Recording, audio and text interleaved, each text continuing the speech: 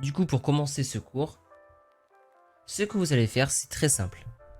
On va mettre ceci dans le const et on va appeler notre état qu'une seule fois en passant un objet en tant que valeur. Et c'est important, pas une chaîne ou un nombre ou quoi que ce soit du genre, mais un objet. On va écrire en bas useState, on va mettre des parenthèses et dans ces parenthèses, vous mettez des brackets. Et bien sûr, dans cet objet, vous pouvez maintenant regrouper vos états libres. Vous pouvez avoir une clé de titre ou peut-être une clé de titre saisie et qui contient une chaîne vide au départ. Du coup, à l'intérieur, on va mettre title. Du coup, à l'intérieur, on va mettre entered title comme ceci.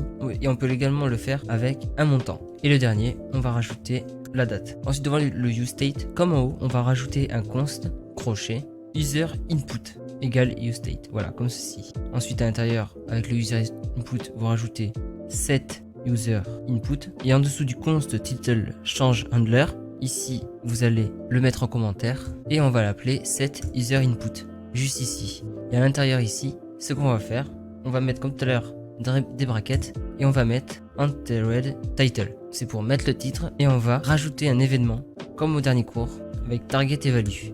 Mais c'est maintenant la partie la plus délicate où vous vous assurez également que les deux autres données ne se perdent pas.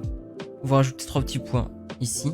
Et ce que je vais faire, c'est que je vais écrire user input avec un virgule devant. Et du coup, si vous n'avez jamais vu cette syntaxe auparavant, cela prend juste un objet et extrait toutes les paires. Et cela extrait toutes les paires clés-valeurs. Puis nous pouvons toujours écraser les paires clés-valeurs, comme ceci entre title. Et en faisant comme ça, nous nous assurons que les autres valeurs ne sont pas jetées, mais font également partie du nouvel état. Et du coup, ce qu'on vient de faire ici, on peut le faire aux 3 états, comme ceci. Bien sûr, il faut changer ici, là vous rajoutez par amount, et ici par date. Du coup, vous pouvez choisir le code que vous préférez, même si ce code n'est pas encore parfait. On se retrouve pour le prochain cours.